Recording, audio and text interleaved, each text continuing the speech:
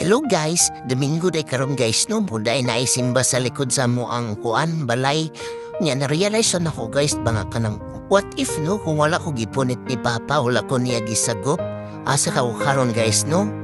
Na kasi katamugod ako ang mama nga tinuod jud guys kay nang laglag raman mi ato niya human abot mi diri sa ilahan ni Papa. Nya pero kita ni Papa sa amo guys kay naluoy man siya sa akong mama kay payat kay akong mama niya ako ato kay gamay pa kaayo. Dinatagaan niya pagkaon akong mama guys niya ako ato kay tutoy pa. E muna to guys kami ni mama mo na si mama nga kanamalay mo balik ta dito sa katong tao nga gahatag sa ato ag pagkaon.